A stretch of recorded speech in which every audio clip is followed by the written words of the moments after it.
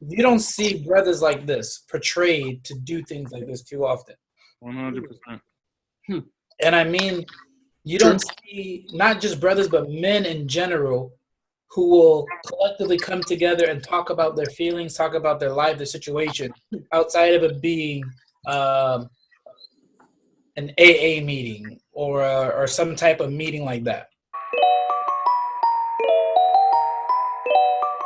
I would like to thank all y'all gentlemen for joining us and today. We're for the Have a Drink podcast. Today we're just gonna see what the conversation flows like. How are you? I'm all right, man. I'm all right. A day at a time. The biggest thing I feel like I'm proud of myself this week, went to a place, not physically, but like mentally and emotionally, went to a place that I like intentionally have been avoiding and just like learned so much just doing that quick dive. You know what I'm saying? So whether it was talking about an ex who, really caused me a lot of trauma, whether it's talking about, my dad's funeral and like my upbringing, and just talking about like regret, you know what I'm saying? Yeah. Just dove in and um, just realized so many things, but also like kind of just had to forgive myself because it was just like a lot of things just wasn't my fault. It's just how it dropped. You know what I'm saying? Like that's just how it happened. And a lot of things just like, hey, you didn't know any better. You're just learning, you know? And so but basically what I learned was just like it's so easy to avoid everything. You know what I'm saying? And it's not out of intention. Like, we're all busy people here. Omega, he got a whole thing going. Z, you got so much on your plate. You know what I'm saying? But it's just like if Corona didn't happen, I never would have had the time or just even thought to dive into it. But I did, and I feel like I'm ultimately better for it. The biggest thing I learned is, and I think you two will understand this, and if I'm wrong, please correct me. I'm not trying to offend either of y'all. Um, One thing I learned was growing up, I grew up in a survival mindset, literally a day at a time, you know what I'm saying? And it's just like, we can't worry about next week because next week might not even gonna come, you know what I'm saying? It's just like, we literally got to get day to day.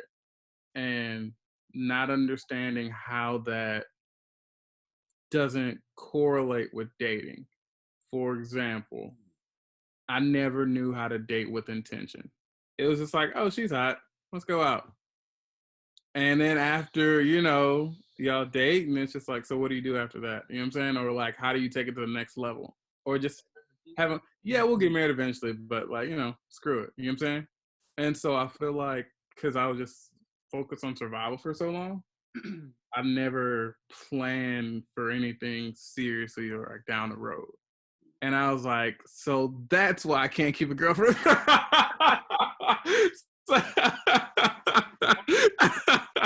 No, it's just it's like easy to blame my parents, but it's just like they literally did the best that they could, and it was just like about survival. You know what I'm saying? Yeah. So it's just my teacher in grad school told me this one quote, I'll never forget it. He said 95%, no, 90 to 95% of your problems come from your parents, but it's 100% up to you to fix it. So, right, you know what I'm saying? No, Right, so I'm about to forget that. Some real shit. Right. That's some So, real right. shit. And it's just like, okay, now since I know that, I gotta rectify it. You know what I'm saying? And just be better. And, I would love to have a wife and kids someday. You know what I'm saying? And I know that'll come eventually, but it's just like it's not gonna come with me just having a pity party. So honestly, it's just trying to get through that. Just learning so much. And I mean, even with that, like I've called a few friends and a few women that I used to talk to. I'm just like, hey, like I'm sorry. Like I just didn't know, And they've actually been like real cool about it. You know what I'm saying? But also just knowing the deepest thing, my dad just overlooked me and a lot of things that I did. And seeing how that trait passed on to me, as in, there were women I probably could have legit married and probably should have married. And they were right in front of me, but I overlooked them. You know what I'm saying? And not knowing how that unconsciously just passed on. You know what I'm saying? Like, Right. they were clamoring for my attention like I was clamoring for my dad's attention. And exactly. You know what I'm saying? And so it's heavy, man. You know what I'm saying? And realizing that. But anyway, so the group chat was so heavy because we were just talking. I'm sorry, I'm gonna wrap it up. We were just talking about like his we were talking about his like burial plots, and also if I don't Omega, I know you know this. I don't know if you know. My man Will, right? Yeah. Okay, Will. I don't know if you know this, and I don't mean to be morbid, but like funerals are expensive. You know what I'm saying? Like so expensive, and so I'm just telling y'all now, cremate me. I'm straight. You know what I'm saying? Just have a nice little ceremony. You know what I'm saying? Like I'm gonna be all right. I done live my life.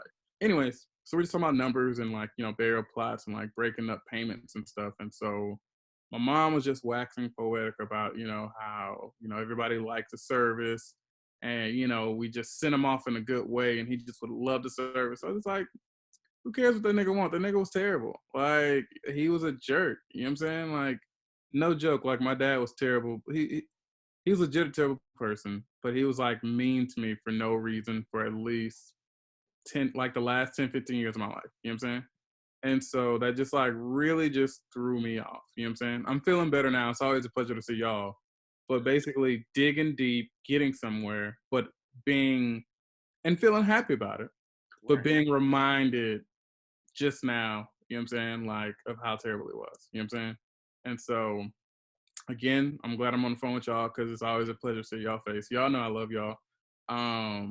But yeah, it's just I'm glad. Mind you, I get it, and I don't want to be selfish. I know Corona is threw everybody off. Literally the biggest curveball nobody saw coming. You know what I'm saying? And everybody like really got taken for a loop for it. But I do think there's going to be a lot of beneficial things that come from it. You know what I'm saying? Whether it's like, for example, I don't think we ever would have met Will. You know what I'm saying? If like, I don't think the H.A.D conversation ever gets had. You know what I'm saying? So, a lot of good things will come, and yeah, just learning and growing, man. That's it. Good. That's beautiful to hear, brother. Yeah. You know, it's you know, a great time to be able to dive into oneself because, like you said, you know, we all have been just kind of go, having a lot on our plate. Having that moment to really now to stop and go through what is needed to with the focus and intention, you know, rather than like, oh, I only have this weekend to go do this. Right. I have work the following week, or you know, it's people are dragging me one way or another. Now it's like, sit your ass down, sit at home, deal with the internal demons now. It's like, oh fuck.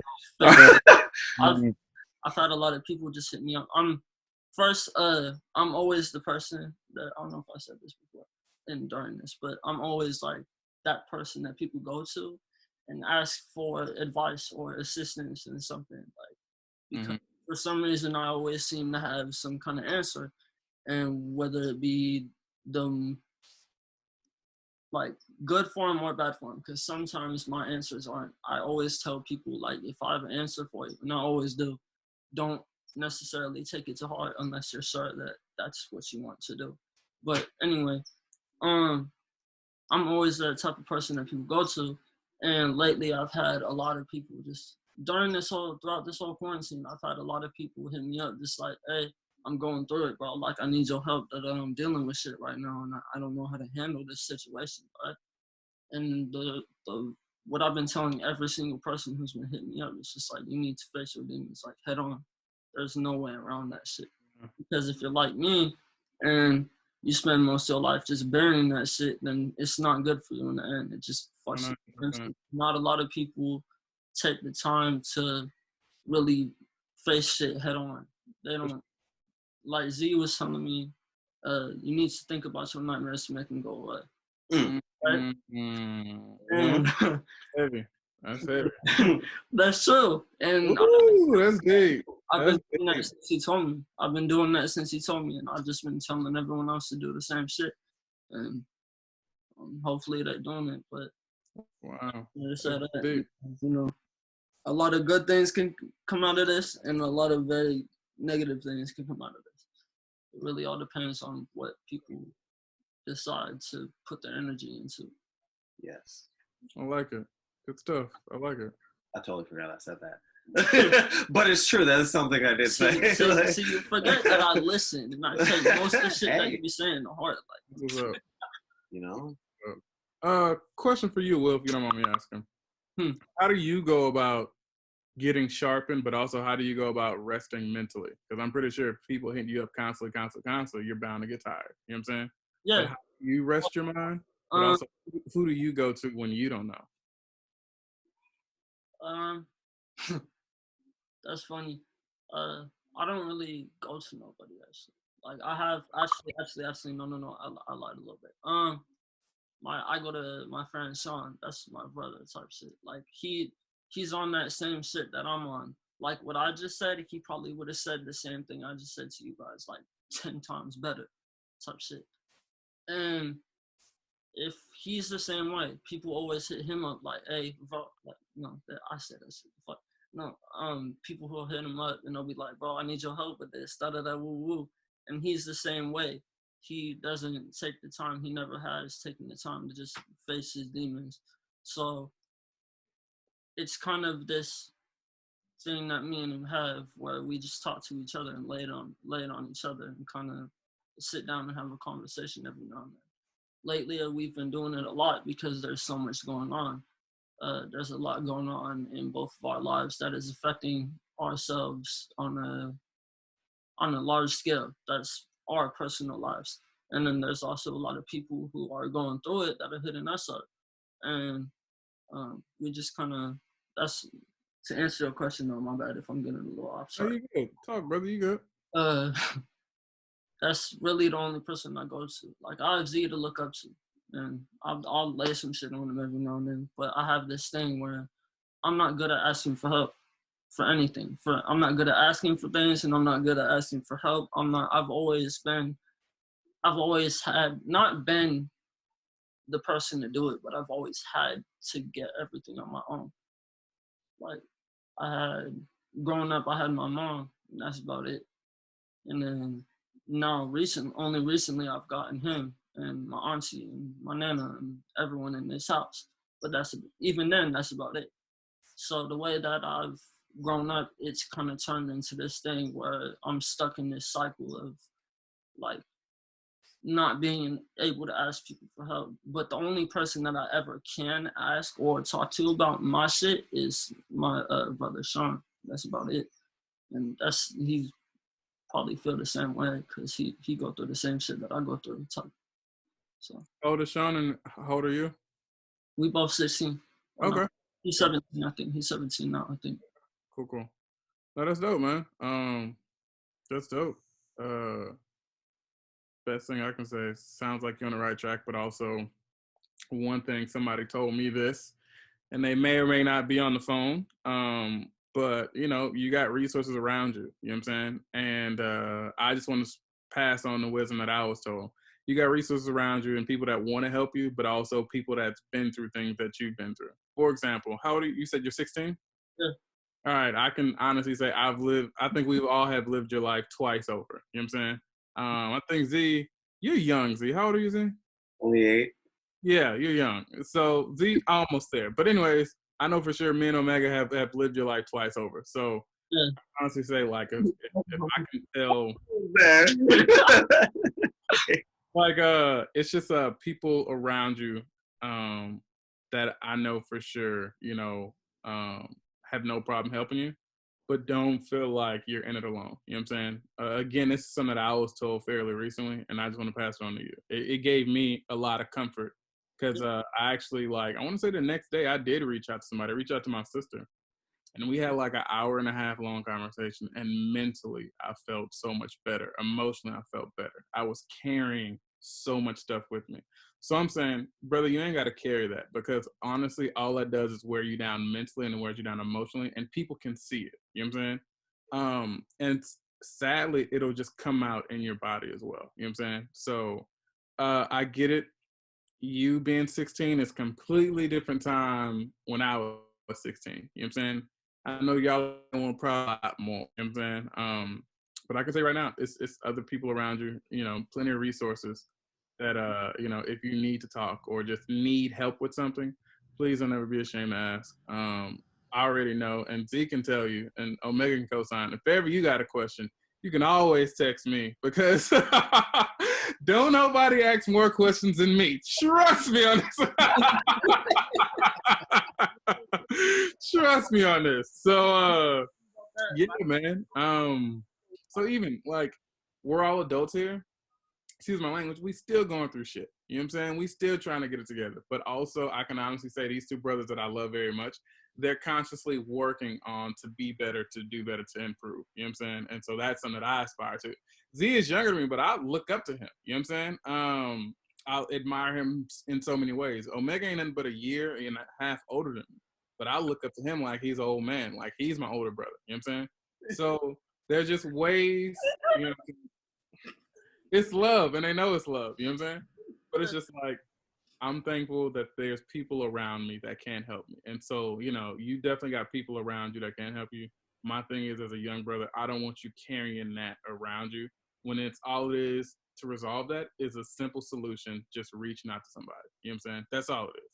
So, yeah, if I can pass that along to you, man, because it was passed on to me. So, and we're going to tell you this over and over again until it just gets driven in your head. And this is not to say that you're hard-headed. No, by all means.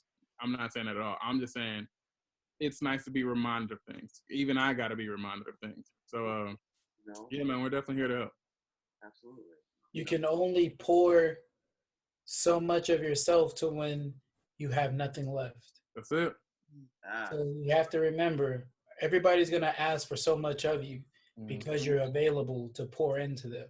Mm-hmm. But eventually you have to remember, the cup is going to be empty eventually. Yep. So you got to sometimes stop pouring into others and start to get poured into you. That's it. You know, because you need that. That's it. I appreciate you, bro. Yeah, that means a lot. Yeah, man, no problem. We here. Absolutely. We all had those older OGs or other brothers or peoples around you can connect with and grow with. 100%. You know? All right. Short story long. October 21st, 2003 was the day my father passed away. Within the next day, I had to start my first day of college. Ooh, snap. September 22nd, I had to start my first day of college. Wow. If I didn't show up, they would have dropped me from all my classes. Wow. And that was a very rough time. I mean, nobody else would ever know. If I never told you, you would never know I was going through anything. Yeah. But the thing is I was so busy masking my hurt by being who I am. Yeah. Smiling, laughing, dancing, loving, trying to get people to, you know, be into me. Yeah. Because I surrounded myself with the new surroundings. Until I realized I found a connection with somebody. My best friend, Jonathan. He was my brother. If I was Mexican, I'd have been him. If he was black, he would have been me. Yeah. And the thing is with the two of us, we had a common bond. We didn't find that bond until I said something that hurt him. And I say that because, like, we were extremely close. Like, we were thick as thieves, like, that fast. But I remember one day I was talking mess, and my brother used to say this to me. He'd be like, try that on a brother with a GED, right?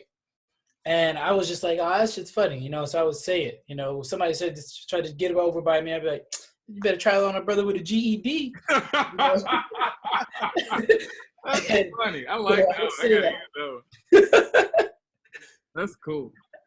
And I said that to my brother Jonathan, and he literally just walked out the room and walked out the house. It was on the corner. No, in the parking lot. And he sat down, and I went outside. I was like, what's going on?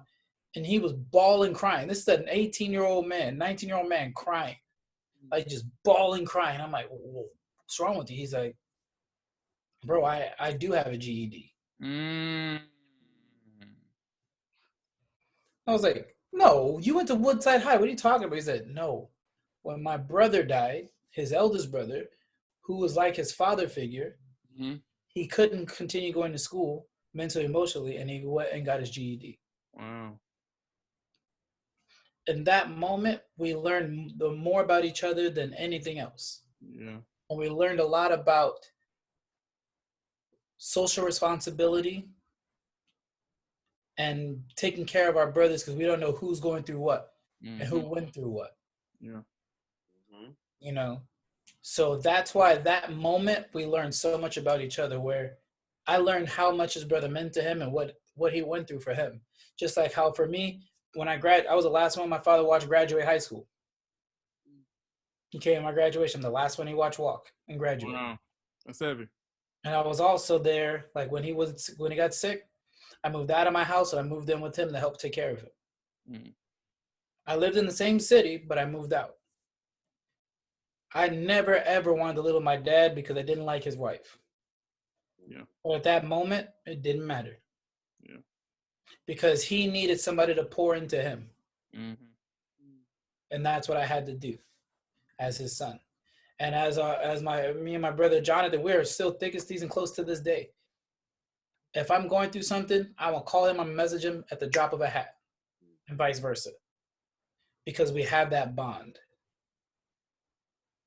You now have that bond with us. For sure. So don't feel, and I'm not telling you to forget Sean or not lean on Sean. I'm letting you know you have more resources than just Sean, because it's important. Because now something I've been learning and I wish I had before. No, I'm lying. I had it before. I just didn't know it. What is the biggest purpose of a fraternity or a sorority? Brotherhood. Brotherhood, but what else? There's one more thing. Networking. Yeah. Have a network. Well, welcome to your network. Facts. You now have a network. You have resources. This is something that I don't know if you know how valuable it is, because not a lot of people get it. You know, not a lot of men growing up know how important it is to have a group of other men that they can lean on, and to understand the value, the benefit of that. Women have their friends, they have their girls that they hang out with, talk about their feelings, about their emotions, talk about everything. And then they go and they have a relationship where with their boyfriend or whoever, and they're able to, you know, go to depths and dynamics because they've already workshopped this with girlfriends. You know, whereas a lot of times, you know, guys, we don't have that, where our relationship is that bond that, you know, you essentially would have with a group of men. You know, like you're leaning on your partner then on you know, needing them to bounce off ideas and workshop things, and sometimes that doesn't go so well because then you just end up relying on them for so much stuff. But with this, you have the benefit of like men to talk to you and be like, bro, that's not a good idea. Like, you know? Yeah. Now that I'm aware that I have people such as yourself, and everything like that, it's already like affecting me. Like right this minute, I'm sitting here like, oh, shit. It's a different feeling like that. I've never had. Like I don't get that. Yeah. And I don't know, the fact that you guys are all like within different generations, Cool, Chief. older people, you know, and you're speaking to me as if I'm at your level. It's something that I really appreciate, because it's something that you don't get a lot at my age or see a lot from people at my age, because a lot of people will have this weird desire for entitlement, and they feel as if like if you're a child you have no intelligence, you have no place at all.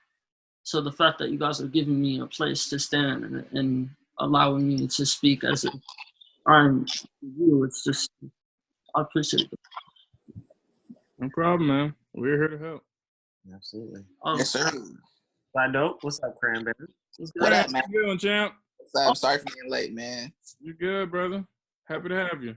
I do want to say something that just kind of jumped out at me right now, and I hate to always, or to feel like it's always going back to cultural or racial things, but you don't see brothers like this portrayed to do things like this too often. 100%. And I mean, you don't see not just brothers, but men in general who will collectively come together and talk about their feelings, talk about their life, their situation, outside of it being an AA meeting or some type of meeting like that, or outside of a religious gathering. But to know that we are able to come together and do this is a very, very, very beautiful thing. And it's very important, and it's not often, and I love it. Because there's a wealth of experience, knowledge, and understanding on this screen. And it's truly a phenomenal thing. And you can take it how you want to, but I'm going to say I consider you to be very blessed and lucky at this moment to have this at your age, because at our age, for me, I didn't see stuff like this too often. It's a rarity. You may see stuff like this happen in other countries or in other cultures, where it's a cultural thing where they do that. Africans will do this, because I've heard about it and I've seen it, or Middle Eastern and other cultures. But even then, I don't even know if they even talk about their feelings, if they just talk to talk. Just talk to talk, I can attest to that because I sat in on some family like things where they would sit down and they would play what's it called? It starts with anyway. It's like they would play Pinochle and a couple other games. Oh yeah, spades. Yeah, like those sorts of things. And I would see them do that, but they would just kind of just talk to talk. It would just be talk to gossip versus talk to express some emotions or to go work through some hard times, or even some fucking conflict. But no, it was just. Question. Huh? Who knows how to play spades, pinochle, or bidwiz? Spades. I used to know how to play Bidwiz. Spades. You know how to play bidwiz? I used to on the computer. Oh man. I tried to learn, and that was the hardest thing to learn. Like they Try to go to Boston on somebody real quick. So I don't know. It was Bidwiz and Pinochle. Can't tell you the first rule, but spades I know how to play. Will I play? No, because I'm not trying to embarrass my partner and get run off the table. So Got a point. Like I tell him up front, I'm like, brother, sister, we can play, but I'm not good. So you need to know what you're signing up for before we sit down and say, continue to play. That's on them because I tell them up front. But also, fun fact, I grew up in like a Christian church household.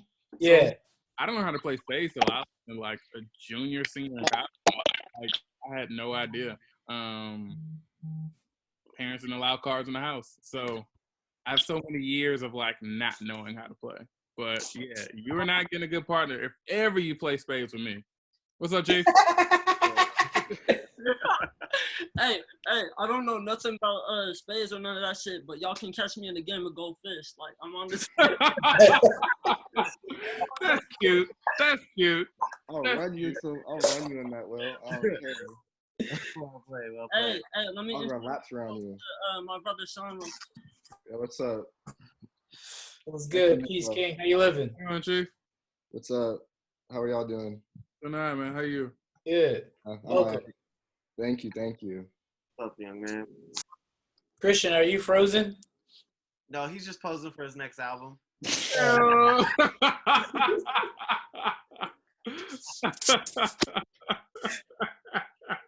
tell you, man, Cranberry's gonna have the most fire album that comes out.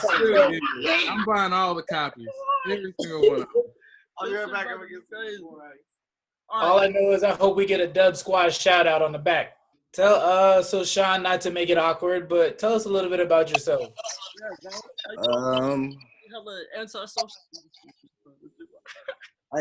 I mean, well, I'm 16.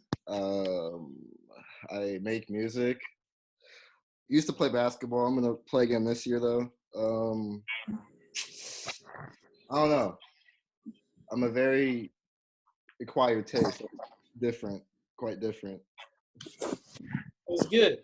But, Where you from? but from what I've heard, you guys are the same. I'm from Oakley, like Whale. You said Oakley or Berkeley? Oakley. Oh, Oakley. Okay. Yeah. Okay. He lives in like the same area I live. Okay. Okay. So how did you and Will meet? How you want to tell this Funny story. So I hated him last year. I didn't know him personally, but I knew him through someone, and I've heard bad things about him, so I hated him last year. Yeah. But then we had classes this year, and he came in with some braids. I'm like, dang. He kind of has a vibe, so I'm like, I can't lie. He look kind of soft. I'm not gonna like, oh, he looks horrible. I'm like, you look good. And we start talking to him. The braids. You had the braids. I missed the braids. You was looking good with the braids. To get them tonight. Don't worry about it. All right. You better. It's all you. It's the scene. Okay. All you. I don't know. It kind of happened. We got close out of nowhere. It was after school. We started talking, got really deep, and we got into like our life stories and stuff. What happened was, all right. So what happened was, basically, what he said. I came in, and at the time, I didn't even know who the fuck this was. Like, I know last year he just used to give me hella dirty looks and shit for no damn. Who the fuck is this? I'm really gonna go beat his ass when I'll try with my. Damn, he's skinny too. Hey, he's skinny too. So, like he said, I just came into class this year, like sophomore, at the beginning of the year, and I came in with some whole new energy. Like I was still on the same shit that I'm normally on. I was feeling myself a little more, you know, because I'm like, oh shit, you know, doing this shit. I got a vibe, like I know what to do now. Like this shit easy. Like I'm gonna get through this shit hella easy. And my goal kind of was to go up in the world. My whole goal at the beginning of the school year was to just like elevate as far as like mental and everything, and kind of give out positive energy and everything like that. So he noticed that. Bro took that shit, like bro, like hopped on that shit. He knew, like automatically, he just knew. And I remember I still had some little, had the little Travis braids in it. Had the little, and I came in one day and I was like, doing some dumb we did this, we did the little dance thing at school. Remember? Guys here, yeah. And that's how we started getting a little closer, because we were like, oh, you're here too? Because we started seeing each other everywhere for no reason.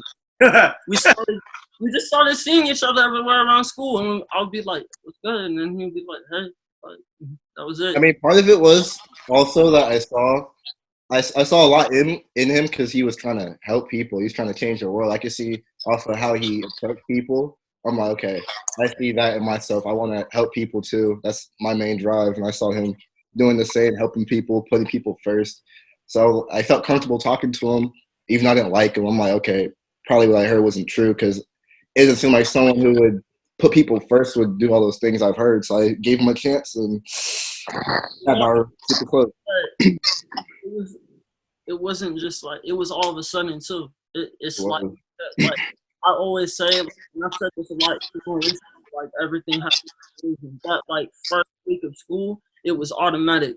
Like me and bro, like, what was it like? Probably the end of the first week of school. Yeah. We were like you know, I'm gonna walk you home or some shit, but it went from, hey, I'm gonna take you home real quick, because he lived across the street from the school, to it's like 2-3 hour conversation about each other, what we're trying to do, whether it be music, whether it be like, it turned into a really good conversation that I've never had with anyone other than like him, maybe. And that's when I was like, oh shit, this is supposed to happen. This really is supposed to happen. Like, then it just took off from there. Like, it just became this thing where it's my brother talks. That's Just like that, like that. Like I could have seen that shit coming. I can't snap for shit, but it's like that. I'll do it for you, man. There you go. Yeah, it's like that. We professionally clap and snap, so you good. No, that's really awesome. That's great to hear. Especially to know that you went from not being cool and not liking each other to all of a sudden being close, which is awesome. Sound like it was like a common interest that y'all had, and that's Yeah. what True. Pretty much. The drive to help people. Yeah, anything can bond people, you know, even shared trauma. Yeah. Sometimes going through shared trauma. shared drama or shared trauma, to be honest with you. You know, dealing with the same amount of people that are passing away from it, you know, the proximity of it is probably like 3 people away, if anything. You know, like, you know, someone who has it or has passed from it, or like that. So, you know, we're creating bonds. It's important to create bonds in this time in order to get through those hard things. No, I just think the biggest thing that I like really paid attention to was it wasn't even like on some music shit. Like at first it was like, oh, you make music? Oh, you make music too? Oh, you're fire as fuck. Too shit. We're gonna take over the world.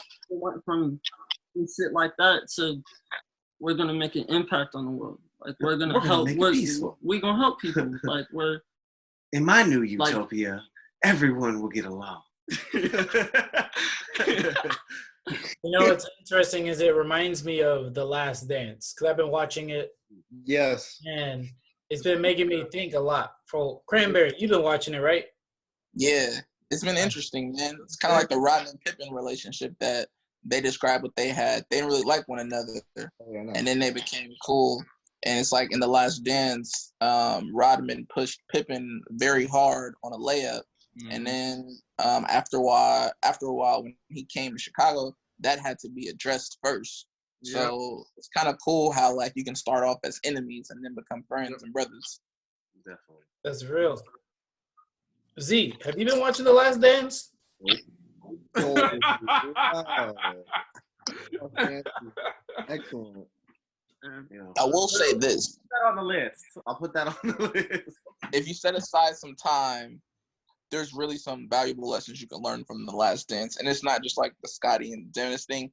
Right. It's like you can learn how things drive people, but you can also understand how things are happening and how people dealt with them. And then sometimes our actions that we may have done in 2020 could affect us in 2040 based upon perceptions of others.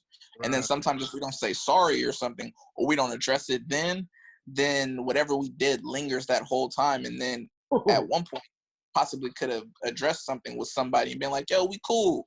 But now I have 20 years of feeling like this and you did this to me. And it's like, dang, if I would have addressed it then or acted better, the whole narrative would change. Right. That could be friends, business associates, family. It's just interesting. 100%. And if I can piggyback on that, I was one night I was watching. You funny. One night I was watching something, and I just landed in a YouTube wormhole. Did y'all ever see the two conversations? It was a conversation between Shaq and Kobe, and they sat down face to face. I want to say it's like a 25, 30-minute conversation. Beautiful. Yeah, it was like an all-star weekend thing. Something like that. Yeah. So, you know, they were teammates, and they do love each other, but you can tell there was a rift there, right? Yeah, most definitely. And then that was cool, right? But then also was another conversation they had Isaiah Thomas and Magic Johnson, right? Oh, you started crying, yeah.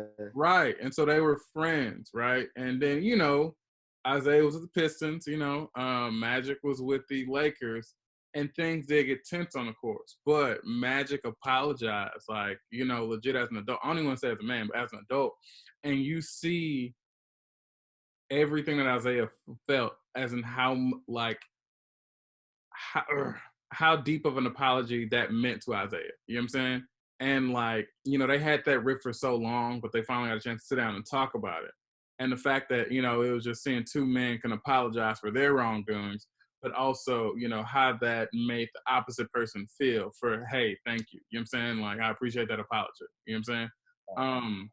But you're right. But also going back, you see, Mike still don't like Isaiah Thomas to this day. You know what I'm saying? And it kind of makes me wonder, like, if they ever sat down and had that conversation. I doubt MJ would ever care to, like, you know. Nope. But you can. No, he's not gonna do that. but like, I feel like that would be great for the culture if like MJ and Isaiah just sat down and just talked it out. I don't know if it would go anywhere. I don't know if they would get anywhere, but I think it'd be great. Can I piggyback on that real quick?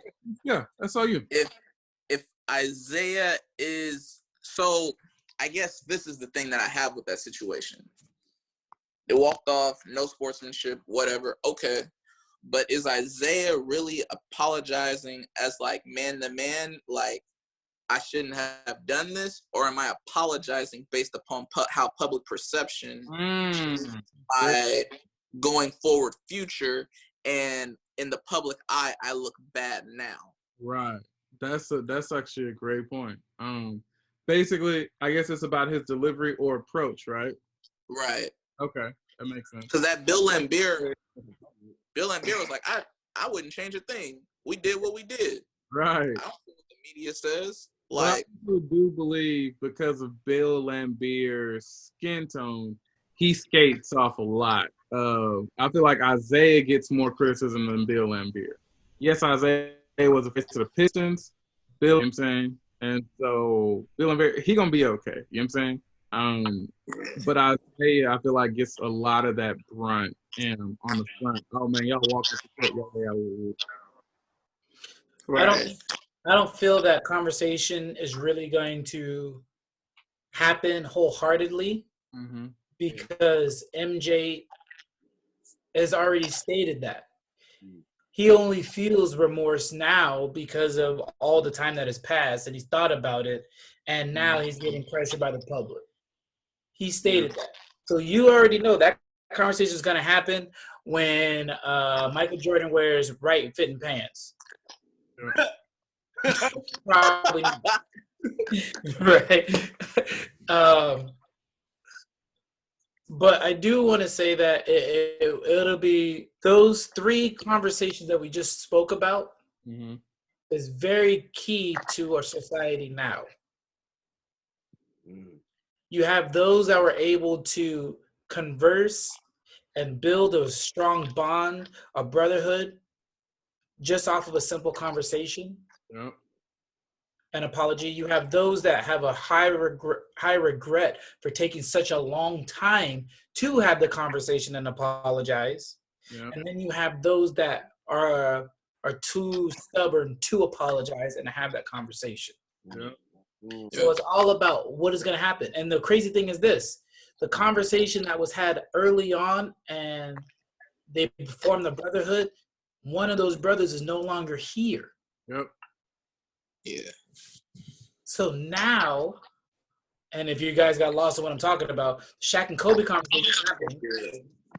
But now look, what if that conversation was like Magic Johnson and Isaiah Thomas, where it took so long to happen? Yep. And Kobe passed.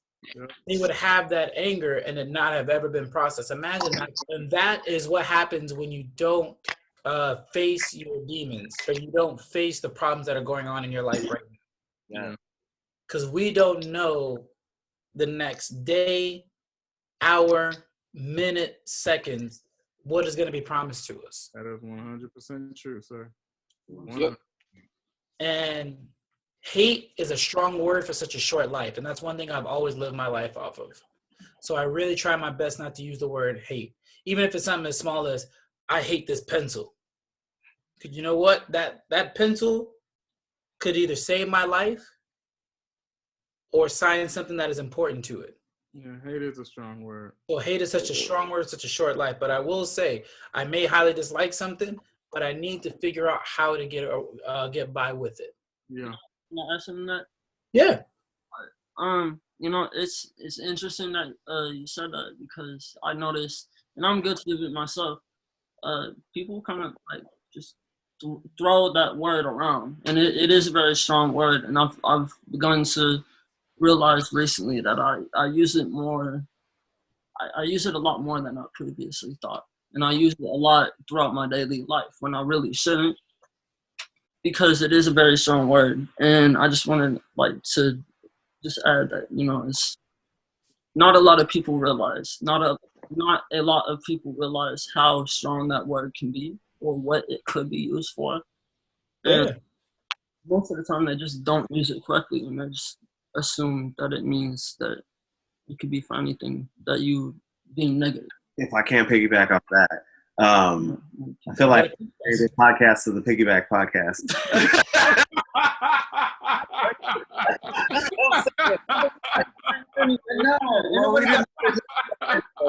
was negative feelings, negative emotions, negative, intentions within our own bodies generates poison.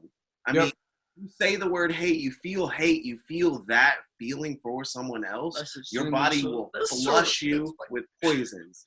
You will get sick. You will manifest like Richard said earlier, the things that you don't handle, the things that you hold inside you, they will manifest physically. This hate, something like that could easily manifest inside your body and fuck you up mentally, fuck you up emotionally, fuck you up physically. Like you have all these different layers, and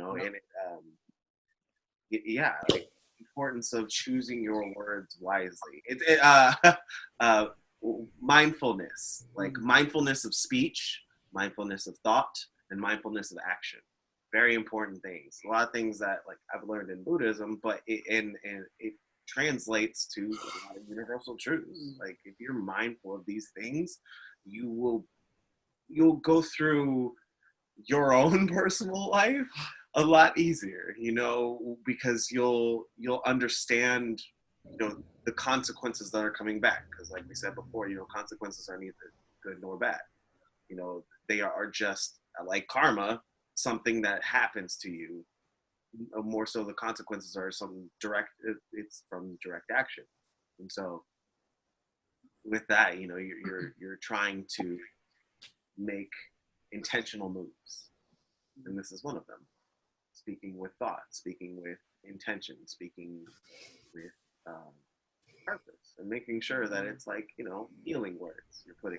Making sure it's healing words that you're putting out there. Can you hear Omega in the back? Do I need to get you a hearing aid, brother? I'm old. You see the balding.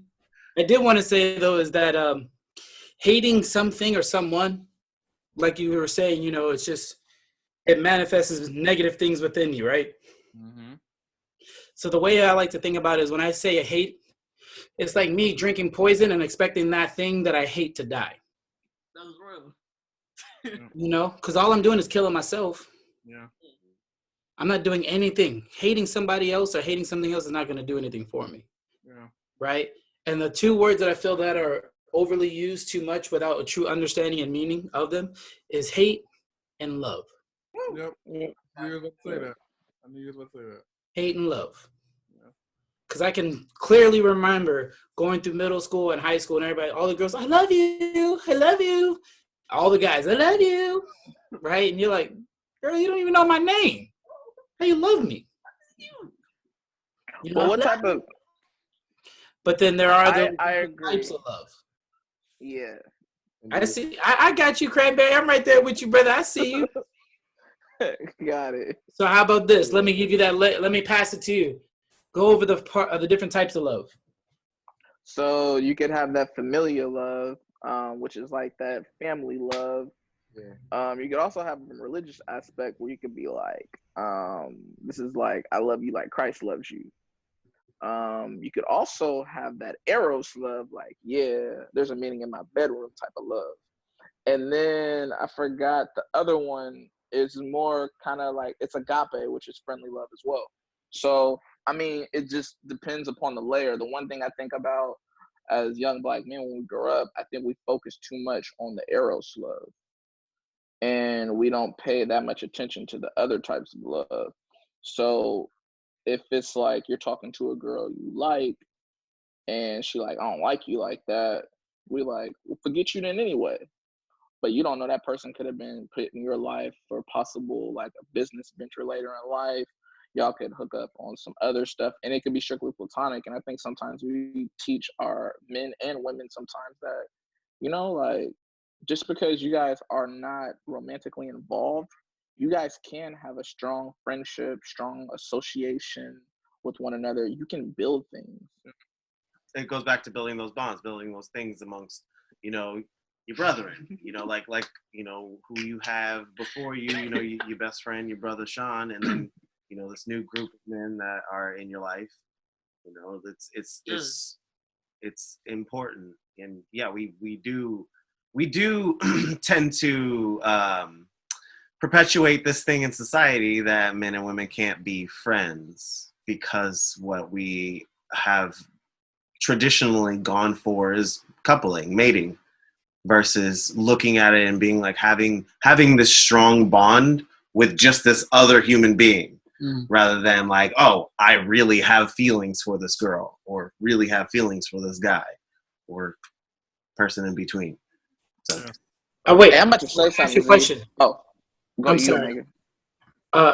My question is this: how many of you guys, and this is open to the table, how many of you guys have ever been taught at a young age about the different types of love and how to actually be able to differentiate those types of love throughout your life and throughout your friendships? do you What mean do you consider young? from parents or family members, or you mean like could found be anyone? ourselves? Great question, Z. I'm gonna first say your parents and family first, and then we can branch out. Because I'm gonna look all y'all in the eye and say, You can try. I never learned that from my mother or my father. Yeah. It's already it was almost expected. It's like, well, and nobody ever broke down the difference between filial love and eros love. Yeah. Brotherly love and erotic love. Nobody ever broke that down for me. Yeah. And then to say just brotherly love makes me think, well, the only brotherly love I can have is for my brothers, which is sad, because what do I just alienate? All my sisters. Which means I'm not taught to teach that, taught to do that. Yes.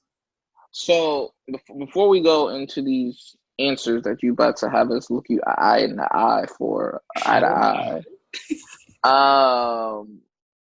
could it be some relationships one person will say you can't have no female friends or you can't have no male friends is based upon them not understanding the different types of love? Or is it more of an insecurity thing where they're unaware that you can have these types of love, and therefore they think they're in a challenge with a friend versus their lover? It's both. It's about to get hot in here. Just leave the chat.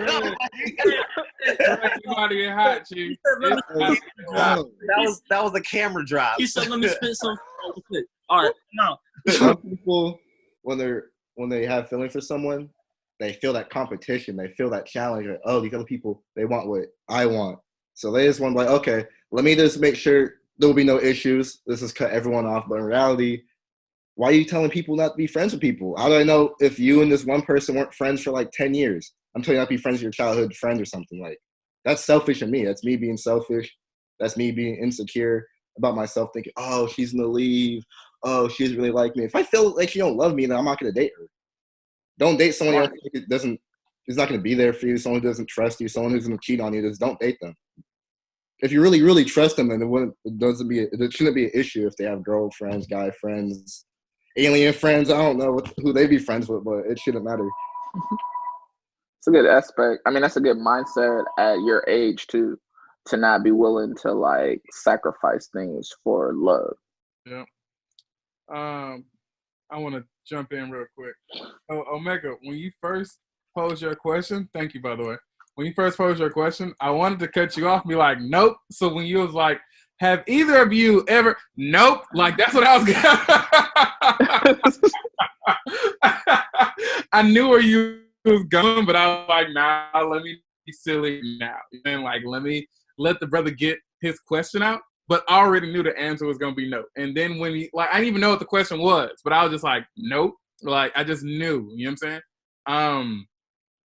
But then also on top of that, Cran, going to your question, I can't speak on any of you brothers' experience, but my experience, and I think y'all know me well enough to know, even, before and after my dad died, like, I just love people. I like socializing. I'm an extrovert. You know what I'm saying? Like, that's how I recharge. You know what I'm saying? But anyways, I did date someone who was severely insecure. Actually did not want me to have any female friends. You know what I'm saying? And so to answer your question, Quarian, from my standpoint, that was just insecure. But also her not understanding I'm very social. I need people to recharge. And there are different types of love. You know what I'm saying? But also to her credit, I didn't know. I mean, I knew there were different types of love, but they were never taught to me. You know what I'm saying? And I never really probably sat down and just wanted to understand them. You know what I'm saying? But also that's something that I want to get to later in this conversation. But to answer your question directly, she was very insecure. Very, very insecure. I feel like a combination of both, not getting and having that understanding. Because, like, I mean, if you don't have an understanding of yourself and being able to grasp your own insecurities and manage them, how are you going to grasp that there are other emotions that you can feel for other people? Like it's two sides of the same coin. It's just the same experience. It's something that should be spread, and like the knowledge that should be spread. Okay, question. Then kind of like a sub question to this: do you feel that parents should teach this to their kids early on, or do you feel like it should just be something that is openly talked about within communities and amongst like you guys at school, being like regular conversations like that? I think parents should discuss it. However, Z, I think parents either are unaware of it or do not believe it, because if we look at it, it's almost like a 50% divorce rate. So therefore, if my mom and dad are separated and are fighting amongst one another, how am I supposed to be able to see familial love because they created me? That's heavy. So if I'm a learner of behavior versus what I'm being taught, I'm going to see that you're talking about familial love, but you don't really like my auntie on this side because you and my dad don't get along. I mean, I feel like parents should teach it, but at the same time, there's some stuff you just need to grasp yourself. Because my parents are divorced myself, so there's a lot of stuff I need to fill in the blanks for. Because, I don't have both my parents in my household anymore. It hasn't been like that for a while. So I feel like it's your job to go out and try to discover new knowledge for yourself, and it should also be your parents' job to provide at least some basic understanding of different types of love. So when you're in situations where you are presented someone, you just know how to handle it. That's deep. I like It's it. Thank you for opening up, by the way. Thank you for opening up something so personal to you. Because I too, like you, grew up in a household with separate households, and seeing my father married and moving on with his own family. I have a huge family. I'm putting this out there. Like when I say huge, I'm one of 10. I have 7 brothers and sisters. 2 sets of twin brothers. They're my 4 younger brothers. Christmas at my father's house was a nightmare for me because you watch everybody else get showered on with gifts, and I'll have 2 little boxes under there. Like, it was rough growing up in that. But then I was also, but there's something else that I got from that too. Was like you said, you have to learn on your own, which is what I did. I did a lot of learning on my own. I said all that to say this. There were moments and times that my father should have and could have had to talk with me to explain things to me, because all men go through the same things, which is we all, at one point, we go from having friends to having feelings for those that we see more than friends. And that is because our bodies are changing. Our parents make it very awkward and very weird and don't have that conversation of your thought process. Right. Yeah. because I'm not gonna lie to you, man. It's like I was having girlfriends in elementary school. What I thought were girlfriends. Man. Hey man, hey Omega, you ain't alone, man. You know, ain't thinking like, you 12. We go out. Where we going? We going to recess. you know what I'm saying? And you better not be by the wrong tree. You know where I'm at. You know what I'm saying? Right. But and I'm saying that because it's funny. It's like my longest relationship up until my marriage was my second grade girlfriend. 6 months. That's funny. Right? But it makes sense. But I didn't really know what a relationship was. Then I get into middle school and I like all these girls because my hormones are raging like crazy. You know what I'm saying? And I like this girl, like that girl, like this girl, like that girl. But nobody explained to me your body's just really changing and you're just having a physical attraction because your body is coming into itself. Whereas my parents should have explained this to me. But instead, they kind of push it to the side and was just like, you'll learn this in school, or you're just not allowed, you're not old enough to have a girlfriend yet. You're not allowed to have a girlfriend until you're 16. Well, sorry, Mom. I've had about 7 or 8 of them. And that was my way out, was to say, oh, man, my mom found out. We got to break up. I was lying. It was just an easy way out. You know what I'm saying? But we need to teach that. So I feel like I 100% agree with you, Sean, that there are things that you need to learn, but there are ways about having to go about learning it. And I feel like matters of the heart and love and relationships you have to go through experiences, but you shouldn't have to learn about love on your own that way. We should be able to sit you down and explain, okay, Sean, you are 16 years old right now, my brother, and I'm going to tell you right now, there's going to be a lot of girls that are coming to your life. She's going to smile in your face. She's going to compliment your everything, from your style to your everything else. But you got to understand something. She's really going to respect your drive as a man, for your career, for your education, and for your family. Those are the 3 big things that are going to stand out to any woman. How are you ever going to learn that by your own experience? It's through heartbreak. Now, Mega, can I ask you a question? Please. Do you feel that younger people such as myself or Sean are capable of feeling a romantic kind of love for others, but genuinely, like in a genuine way, in a very genuine way? With like extended depth. Mm-hmm. Okay. I will say yes. And the reason why I will say yes is because everybody's path is different. Mm-hmm. There are those from when our parents were young and from when our grandparents were young where they fell in love and they married their high school sweetheart. Mm-hmm. And that's why some of those relationships lasted 50 years. Because they didn't have the constant distractions of everything else around them.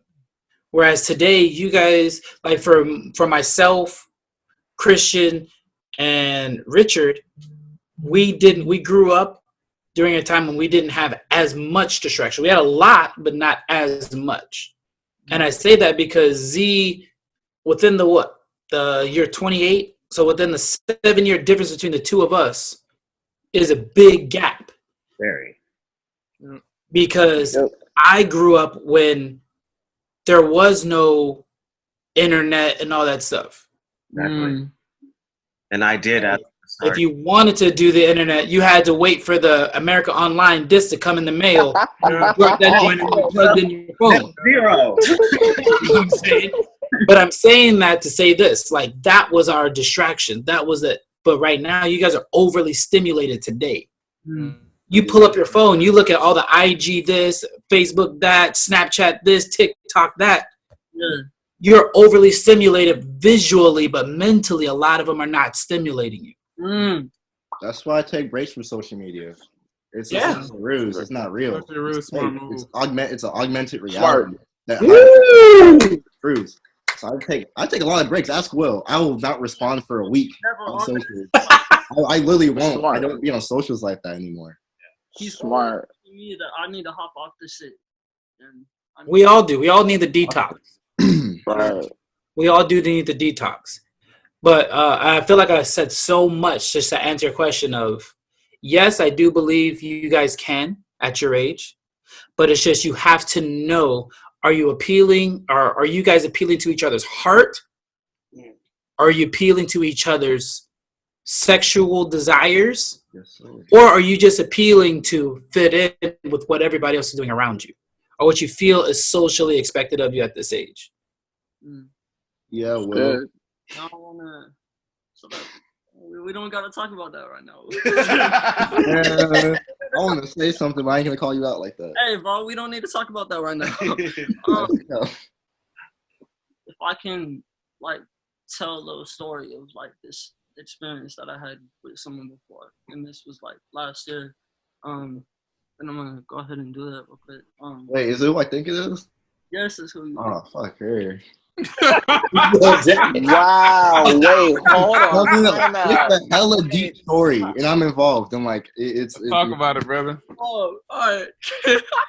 Wait, hold on, Sean. Do you want to be involved in this? Like, hold on. Is it possible that this story can be told without your mentioning? Because if you don't want to sign off when you being on the story, you don't have to. I mean, It can be told without his mentioning. It could. We telling the different. We telling my story, not our story. Like, Oh, okay. let's tell our story. I don't know how much it would relate to the current conversation, but we could. I mean, well, I'm thinking it could relate, but continue on. I'm not gonna say anything. We'll get to that. Like in elementary school and through middle school, I've been like, oh, I like you. Oh, I like you. Oh, I like you. And then they're like, oh, I like you back. Yeah, I like you. What's good? All right, look, cool. A little kiss on the cheek. All right, we good. That's not real. And the reason I'm saying that is because by the time I reached high school, which obviously I'm only a sophomore, but last year I experienced, I feel like I've experienced like a real genuine connection with someone. This one girl. And the reason why I'm bringing it up is because throughout my life, I wasn't necessarily shown I wasn't necessarily shown love, not from most people. I had my mom, that's about it. And even then, she never really had too much time to show me like love or give me a genuine human connection. So I've kind of grown up having that desire in a way. So last year I was with this girl, right? And a big part of me was, it's the first time I had ever seen myself in the future with someone. And it was new. It was interesting. It was a very new thing. And yes, we had, like, there was sexual, like, all that was involved. Like, everything was involved, but it wasn't necessarily about that. For me personally, the reason I was so into it was because I've never had that type of love from anyone. Not even necessarily romantically, just like having a connection with someone in general, like a genuine, real human connection with someone in general is something I've always had a desire for. And so being with this person who I thought I could possibly be with in the future maybe is the reason why I tried so hard to stay with this person and tried so hard to make it a reality. When in reality, this person didn't feel the same way. See, but what I'm saying is, looking at it now, maybe I didn't necessarily have this real kind of love for this person. Maybe it was just my desire getting blinding me. Maybe it was just my desire for that connection with anybody was getting in the way of my own true feelings for this person. Hey, thanks for sharing that, man. Yeah. Thanks for sharing that. There's two things I'll say. And I wish I would have been taught this earlier. When you talked about your qualifications, I think you said your qualifications to really know is this something like that's real or not. I think you said something like that, right? Yeah. So what I learned, and I just learned this last year, to be honest, man, I wish I'd have had it at your age. Try to define in your head what are your physical wants that you want in a woman, what you physically want from her, and what are your spiritual needs from a woman. Mix both of those in, and then see, does she address them? So what I say is this: don't ever date someone that you're not attracted to, because it's just going to cause you to cheat on them. Straight up. Like, don't ever do that. But also make sure that as the black man, that you have a woman that speaks life into you. Because if the woman is dependent upon you just speaking life into her, and she's not speaking life into you, I'm sorry, dog. That's a parasitic relationship. I don't want young men putting deposits into women where they're just taking withdrawals and they're not depositing anything in back to you. So that's what I would say, man. Just try to like figure that out, what you truly want spiritually, and spiritually what you need from a woman and what you want physically, and then mirror those up too, and then do your own assessment. I used to, man, in your age, man, I did a pros and cons analysis on girls. I'm not happy about it, but it actually saved me from a lot of relationships I had no business in. He'll be doing his sermons every Tuesday night at 7:30. Be quiet, man. No, it's interesting that you say that, and I appreciate that. Like, but and now that I understand that, and now that I'm thinking about it, she was like a good situation. All right, before you guys go any further, Oh yes. Yeah. That's a book. Yeah. Oh. I read that one too. the reason why I got up for that, and I would suggest for both you young men, read this book. I know, and you know what? If you don't want to read a book, go on the website, The 5 Love Languages. If you can learn and know how you need and want to be loved, you can share that with somebody else, and that will help you on your way. And when you, I need to write that down now. Oh, yeah, the 5 Love Languages.com. Literally that. .com, okay. Come on, bro. Use that big brain of yours. Damn. Remember that shit. Damn. That's right here. Keep playing with me. So as we speak, I'm gonna do that later. if you have a lady, have her do it too. And share your results. It's gonna go so far for you. I'm gonna be honest, man. I messed up my marriage. I messed up a lot of good relationships that I had prior to my marriage. Because like you were looking for something to fill that void of love that you had. Well, the void I was trying to fill was the passing of my father and the lack of a deep relationship and connection that I needed and wanted from my mother. So I poured into everybody else and everything else. I hurt some really good women because I didn't know how to love them, but more so, I didn't know how to love myself. I didn't know what I needed for love. That's what I tell people. I mean, I feel like a lot of our topics, a lot of the things we've been with each week that we've passed, we've come back around to the importance of loving yourself and forgiving yourself. Richard, like moment to forgive himself for something. Like everybody has to go through that. Just you go through it once and it's done. You got to go through it, and then it'll be good for a little bit. It's just gonna happen, and then you have to go through it again, and you have to go through it again, and like all sorts of things. Always, it connects. Hey Z, can you share the photos? I just sent something in the Instagram channel. Those diagrams, you can send to them later after they take the test or before the test. Okay. But those are kind of like illustrations of what it is. And like Omega said, and like you said, man, like if you don't love yourself first, that's gonna be a problem in a relationship. And you gotta know what's your way, what's your currency in love. Yes.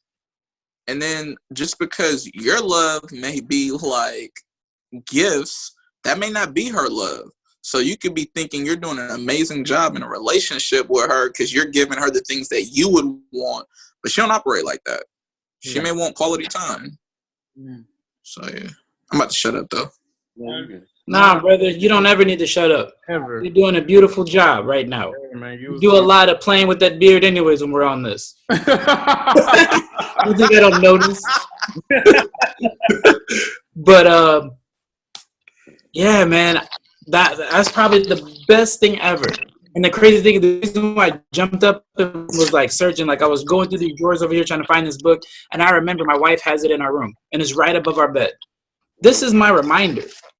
And I'm going to tell you right now, any love worth having is worth fighting for and worth working for. And unfortunately, for some of our parents, their love ran its course. And it had to be separated, and that's okay. But that doesn't mean you are destined or doomed to repeat the same thing. And that's what's driving me. Because my wife even asked me a question to trip me out. She's like, so whose relationship do you look up to? Whose relationship do you admire? And I sat back and I had to think about it, and I was like, I don't have anybody. She's like, nobody? Now your grandparents? No. My grandparents died when I was young, when I was 5. So therefore, I didn't have a relationship to watch because they were separated by the time I could have a good memory. My parents, my mother left my father when she was pregnant with me. My dad didn't even want me. The day I was born, literally, my dad came to the hospital, seen me, and then he went with his new lady. That's familiar. My father loves me. I love my dad. My dad was a great man, but as any great man, we all make mistakes. And we all have to go through things to find our own path. But I'm not going to destine to follow my father's path, and that is to have a bunch of kids with a few different women, work till your very last breath to pay and support all of these kids and not be happy and always feel like you have to please everybody else. That's not healthy. That's not a happy life. Really, like, I mean, I feel like we all share some, similarities with how we grew up. My mom told my dad that I was dead. So, I mean, there's that. So for a lot of his life and my life, he didn't know I was alive. And I just assumed that because my mom and him didn't know, and she just didn't want me to be around a bad person. So I grew up desiring that connection with a male figure and like to learn lessons, to like go through the things that I was supposed to go through. And I knew that there was something that I wasn't getting. And so I sought it out. Like I sought out my friends' dads, the ones that I could look at and be like, oh, okay, so that's what a man is supposed to be like. Or, okay, I like what he's doing. I want to try to do that. But I mean, I'm not gonna lie. I went to comic books. I went to superheroes. I went to Marvel. I went all to Marvel and like tried to learn all the lessons, the little morals and shit that Stan Lee his comic books. I even took it from people who were famous. Bruce Lee. I tried to emulate things that the teachings he put out there. As something that I say to you a lot. Bruce Lee's quote of, learn everything, keep what is useful, discard what isn't, make it uniquely your own. Like it can be found anywhere. Those types of things, like growth in your own self, in love, in life, and whatever, it can be found if you're looking for it in a good way. If you put your trust in the people around you and like open up, talk to them, explore, experience. You just answered my next question that I was gonna ask everybody. I was gonna ask, how have you or do you cope with not having that or feeling that or just feeling that void. Well, yeah, that, and I mean, yeah, that's what I'm asking all of y'all right now. How have you, or It's a heavy question, Chief. like, how have you, or do you cope with that? Like, how do you feel that void, you personally? Just so I'm making sure I'm hearing you correctly, you're asking the void of a father figure or the void of something else? I just want to make sure that I'm answering your question. Just having a human connection in general, just being able to feel love from another human being. Good question. I'm gonna wait till y'all go. I'm gonna get back to you on that one. I try to be the change that I wish to see. I love with my being. My students are who I love. All of my kids that I ever come across, I don't know what's going on in their life. I don't know what's happening in their household. But all I do know is this: when they're in my class, they're going to see the love that a man can give them, that a person can give them, and know that I teach with my heart. And in return, I know that they will love me. Whether they say it or not, I know it. Because they may not know how to recognize it or articulate it. I also say that because I love somebody first. I love my daughter before I love my wife. And I know some people are like, how is that possible? Well, let me explain. I was my daughter's martial arts instructor. She came into my life when she was 7 years old. She was the most beautiful, funniest thing ever. I fell in love with that little girl. I was 19 years old when I met her. And I'm going to sit here and tell you, as God is my witness today, I looked at that little girl and said, I want to be in her life for the rest of her life at any capacity. And lo and behold, God put her mother in front of me. That is how. I pour the love that I wish, that I need, that I crave, that I wanted, I pour into others. And people know that I'm a very passionate, genuine person. So if I look you in your face and I tell you, I love you, I really do, I care about you, and I'm going to be there for you, no matter what. And if I can't figure it out, if I don't have the answer, if I can't do it, I will find somebody or do whatever I can to help you. I mean that. And I say that because I'm going to say this directly to you, Will. Look at the man to your right now. We've had that conversation. And we've traveled all over this great country having these conversations, but also it's beyond just the words, it's the actions. If he's ever needed me, I've been there. At least I like to think so. Correct me if I'm wrong. Yeah, you're right. And vice versa. And that's why with Richard, I try to love him as much as possible. Because I know Christian hopefully knows by now I will be there. Sean, you're the new man in the group, but I'm going to tell you right now, every king needs to help another one out. So all of our kingdoms can prosper. So therefore, if you were brought into this, you were brought here for a reason, and I will love on you the same. Whether this is the reason, a season, or a lifetime, just know we're here. And I truly mean that. This is how you get love and you're able to give love. And again, to say it one last time, be the change that you wish to see. I wish to see more love, so I have to be more love by giving more love and showing more love. All right, I'm going to off my soapbox. That's a mic drop moment. What are y'all? Cranberry? Richard? Vo? Sean? I ain't going after that. That's... Omega usually supposed to be the finisher. You're supposed to be the last. I always hated this brother going first in anything. Okay, you know I'm gonna tell you. When we go out, we're going 70. 70%. Everybody, we're just gonna throw out 70% of energy, right? Right?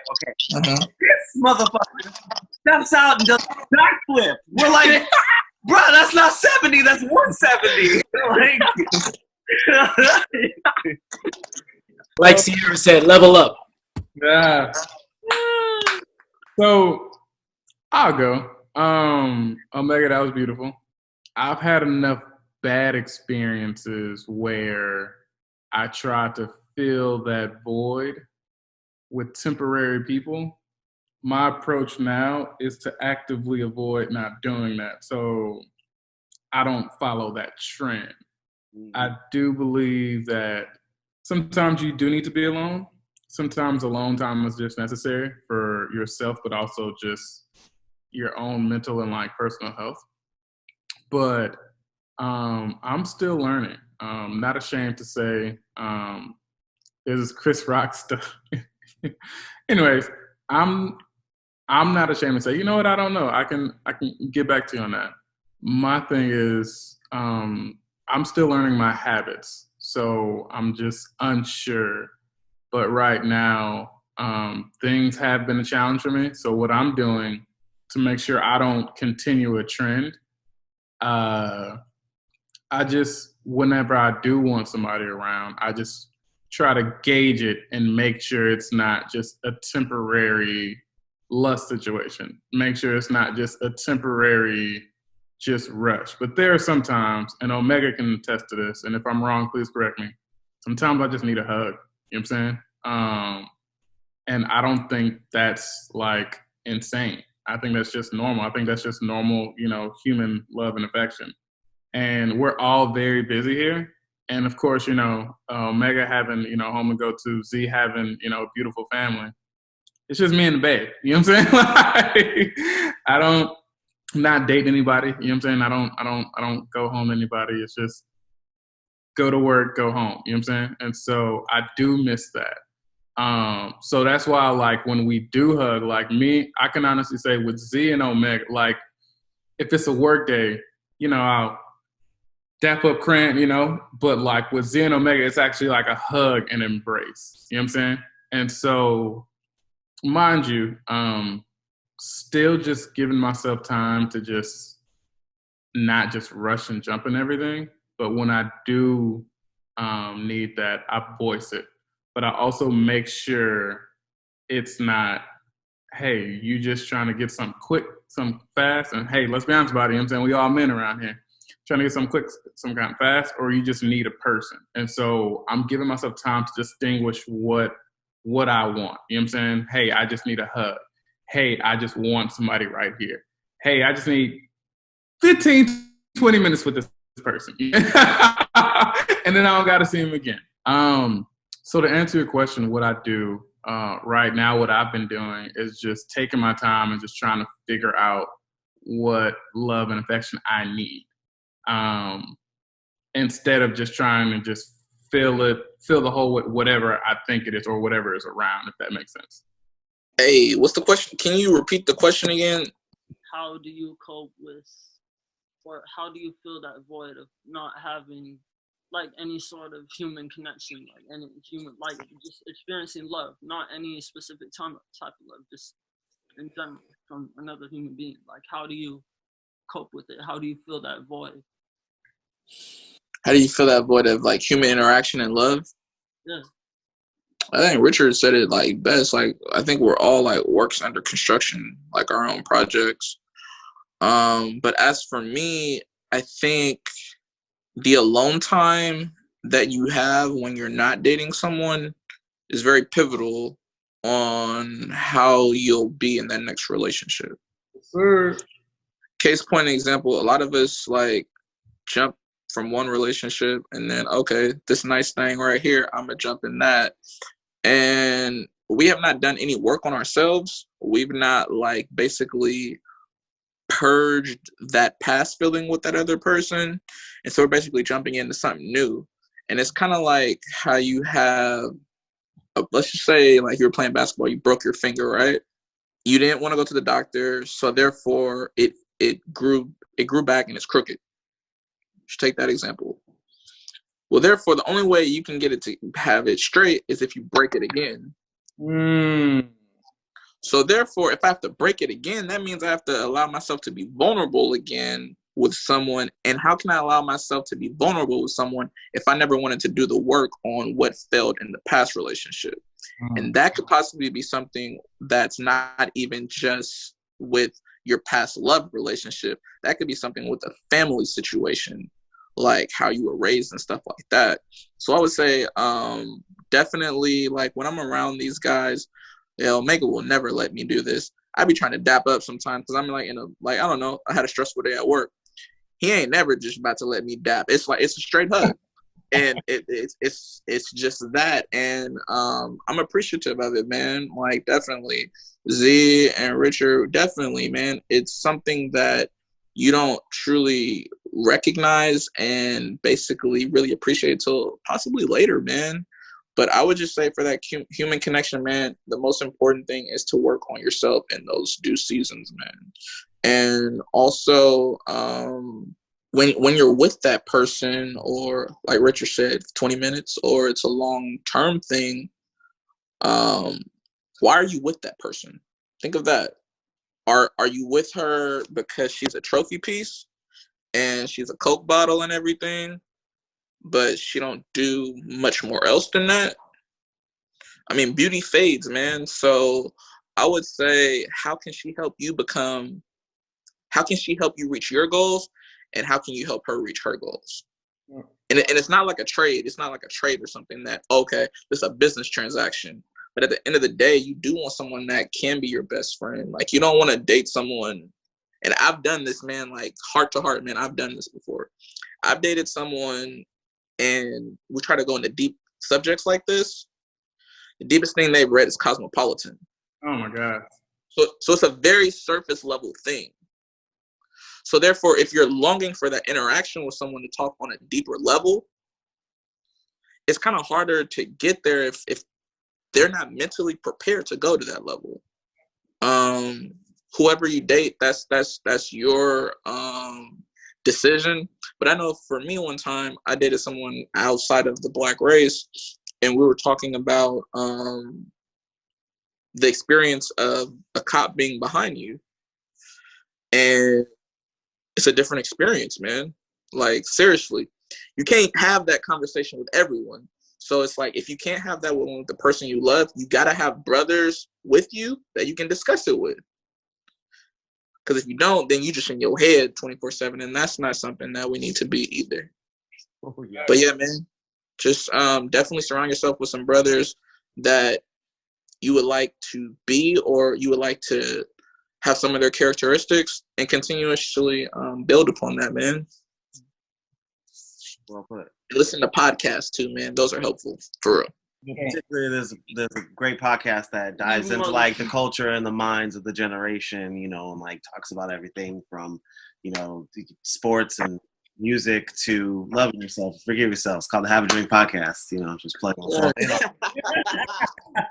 You like that? You like that? I like that. That was really good. I'll give you that. I didn't see that. That was really good. Hey, bro, you got some? At first, I was just using like temporary solutions. Like, I was dabbling around with like pills and stuff, and that wasn't permanent. So I'm like, so I took initiative. Like, I want something permanent to make, like, to bring joy into my life. So I went on this journey to help people, help everyone I can. That's pretty much my number one joy that brings the most happiness to my life, and almost completely fills that void of not having that love I want, because I love helping people. That's what I want to do. And then also music. I've turned to music also to help cope with that. And it's way better than it was before. I feel way better to a certain extent. So I just want to dive in a little bit deeper, if you don't mind, Sean. I just want to ask you a question. Sure. Because we kind of brought this up earlier with Will, talking about, because he brought you up and he was talking about how much you guys talk to each other and how you guys feel each other and help each other and guide each other, which is beautiful. Yeah. And that's why I was going to ask is, in your journey, do you feel like you're so busy filling everybody else that you never take enough time to refill yourself? I mean, of course, but it's like when I stop helping people, that's when everything just hits me at once. So, I just try to keep going. I try to keep pushing. Because I feel like the more I take time for myself, the more people are suffering, the more people that, I'm not saying they rely on me, but I feel like a lot of people come to expect me to be there for them because I've became that figure. Really, people call me a school therapist because everyone at school, they coming to me. They do. That's a real thing. Wait. Nigga's about to ask the question I'm gonna ask. Does your cup ever get empty? Do you ever feel like burnout from it? Do you ever feel that drain? Do you ever feel the desire to like, I need to change something right now because it's not working the way I wish it to? In those moments of pushing through until you're gone. I mean, What can you pour into anybody else when you're empty? I mean, it seems to be working. I seem to bring a lot of joy to people's lives. But yeah, I get what you mean though. Like you can't really fully be there when you're not fully there for yourself. Well, what joy do you bring to your life? Because if you're, as a person, let me start here. As someone who definitely relates to that mission and who has taken it upon themselves to pursue that purpose of spreading love and compassion and joy, what have you done? Because you are also one of these people that is a part of the world. If you understand it at its core level, we are all connected. Everything from me to his curly hair, to the blanket, the trees outside, the insects buzzing around, to the kids outside, to the dust in space. We're all connected. So if we're trying to spread love throughout the world and throughout people and throughout things, what have you done to spread love and joy for yourself? Yep. I mean, that's why I take breaks from social media because it gives me not enough time. It gives me time to figure out stuff for myself, but I constantly deal with stuff because, I'm like in and out of therapy and shit. Like I can admit I'm not okay. I'll just say that, but I still find a lot of joy in helping people, so I don't want that to ever stop. I'm not doing it, but yeah, I'm not doing enough for myself. I'll just say. And you are amazing. Really is. You really is. You are amazing. You see what I was saying? You are appreciated. You are loved, and you are necessary. You are needed.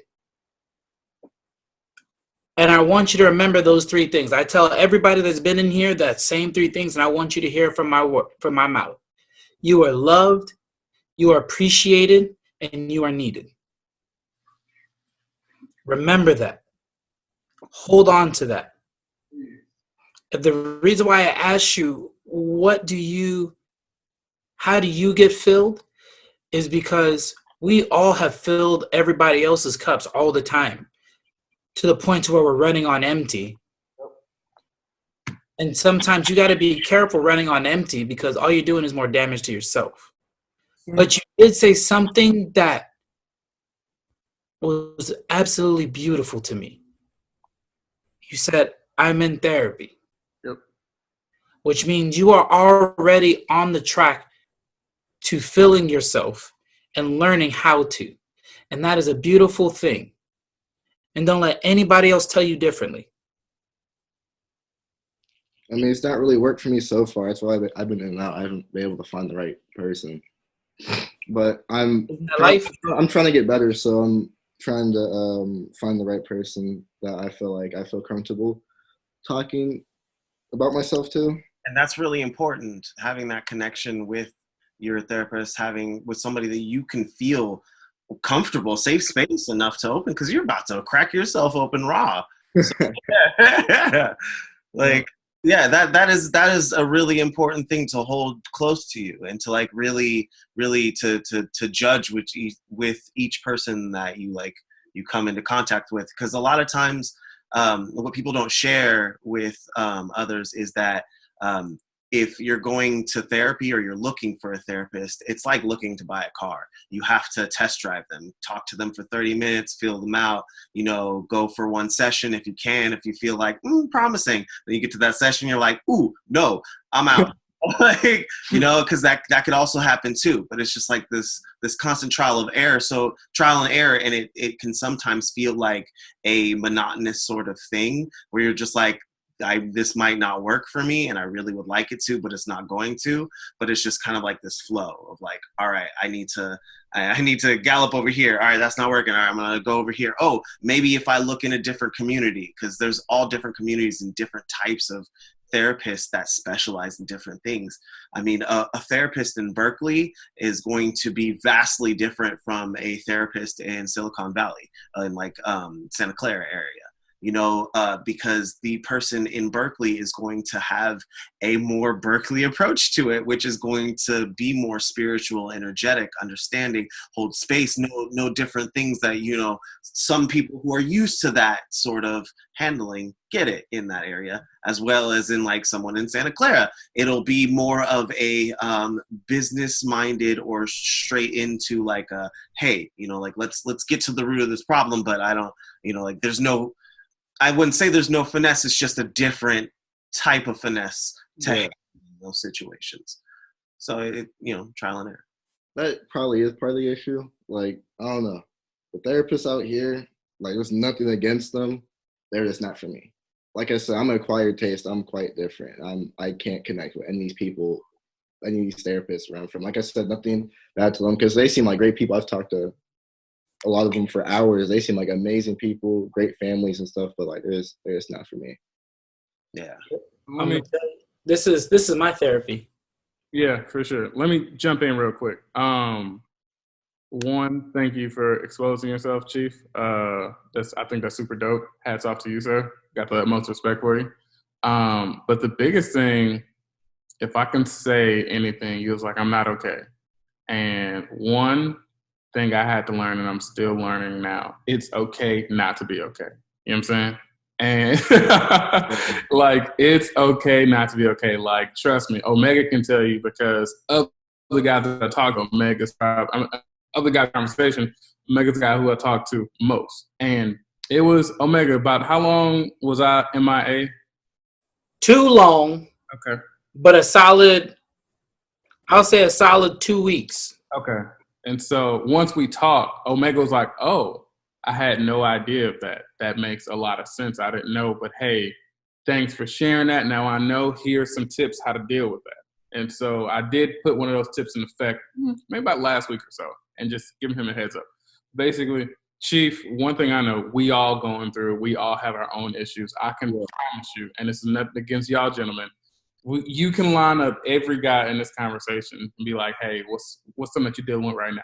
What's something on your mind? And they can tell you something that you would never know of. I promise you. Long story short, Chief, we all got issues. You know what I'm saying? That's okay. But the fact that you're getting in front of it, getting ahead, a beautiful thing. You know what I'm saying? You said something else. You're trying. And one of the biggest things I respect out of any human is effort. No matter what you want to do, I respect anybody who gives effort. If you try and fail, cool, you tried it. You know what I'm saying? If you try and succeed, cool. Congrats on succeeding, but you also tried. You know what I'm saying? So my dad used to say this, and one thing I do respect about him is when he said this, the only thing that beats a failure is a try. You know what I'm saying? And so the fact that you're trying is just, you're already, 10 steps ahead of your colleagues or your peers that, are around you. And hey, if I don't connect with you, that's okay. I'm from Texas. I live in California. I stick out like a sore thumb. I can't tell you how many places I've been, and they're like, "You ain't from here, huh?" Just by saying, and you can ask anybody in this conversation. Omega Z. I'm always going to, yes sir, no sir, yes ma'am. Yeah. Woo, woo. So just because you stick out or you quote unquote don't fit in, doesn't make you the bad guy. Doesn't make you a terrible person. It doesn't make you, there's something wrong with you. No, sir. You're still learning. You're still growing. You know what I'm saying? To my man Will and to my man Sean. Y'all are still learning. Y'all are still growing. You know what I'm saying? I promise you. Y'all are what, 15, 16, 17 now? You will not be the same person at 30 years. If you are, that's a problem. You know what I'm saying? But the fact that y'all are on this call now, not even old enough, like not even legal adult, says enough. You know what I'm saying? I'm not concerned about y'all being the same person at 30. Y'all are going to grow and evolve. But I'm sorry, bring it back home. It's okay not to be okay. You know what I'm saying? To be honest with you, I've been home almost 2 months now. I'm in Houston. I live in Oakland, right? Almost 2 months. Every day ain't been sunshine. You know what I'm saying? As much as I love Houston, every day ain't been perfect. You know what I'm saying? I'm dealing with it myself. You wasn't on a phone call, but I was talking to Omega and Z, and I was just telling them like what happened today and what happened yesterday. You know what I'm saying? I feel better now. I'm with my boys. You know what I'm saying? Shout out to y'all. But it's okay. And of course, we got social media in our face, you know, every single day. Everybody's all happy. Everybody's all, you know, nobody's ever had a bad day. They're posting the highlights. Social media is the biggest highlight reel, you know what I'm saying, ever. You know what I'm saying? It's literally a museum. You're seeing the highlights of everybody. You know what I'm saying? You're seeing everybody happy. You're seeing these selfies. You're seeing these stupid captions. You know what I'm saying?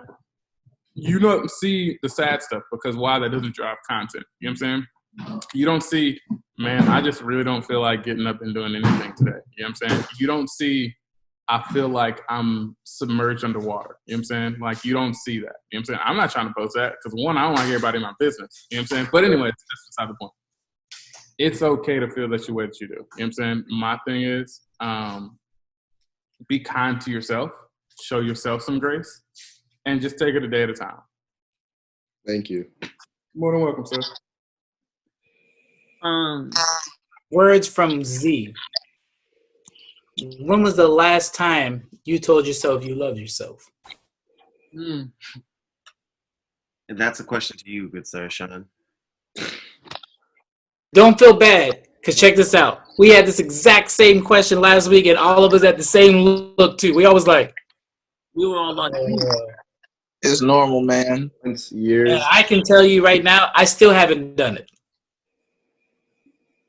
I still haven't done it. And this is a hard thing to swallow. It's a hard thing to do. I can definitely chip in, even from our conversation. I can definitely chip in and say I haven't done it enough. I don't think I've done it in the past. One thing I did, so I don't mean to cut y'all off. I just want to interject real quickly. I was watching this TV show, and the dude was just like, "Hey, I love you," and the guy was like, "You know what? I love me too."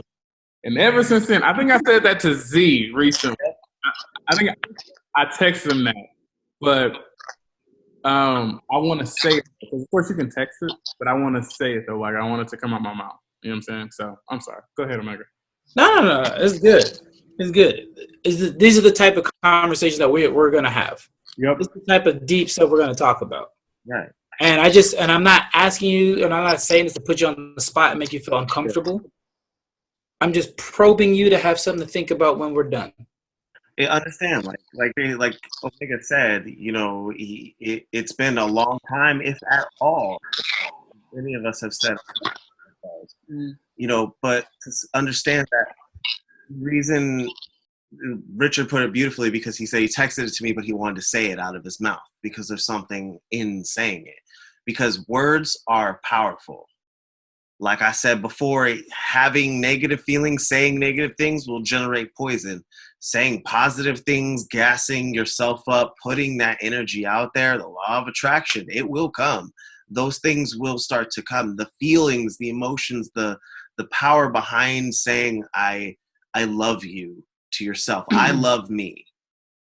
It's with that same intensity, because even if it's not truly felt in that moment of understanding, like you're desiring to say it, your body will start to feel something of like, wait, do I actually, what does that feel like to me? What does it feel like to have me love myself? You know, and then you're putting it out there, and so much starts to evolve within yourself, and then you start to attract other things to you. In that point, then you're like, I'm loving myself. Oh snap! I'm gonna pursue my career. Oh shit! I'm getting opportunities. Oh snap! This person who recognizes that I love myself is also loving themselves, and they want to come connect with me and be on the similar path with me. Let's do this shit.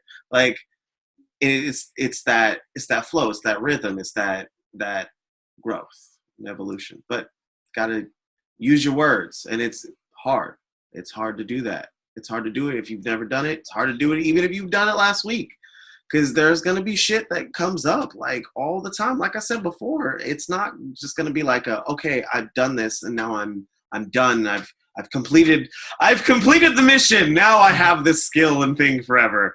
Like no, it's gonna come up again. And you're gonna have to. It's gonna come at you differently. You're gonna have to adjust and reattack.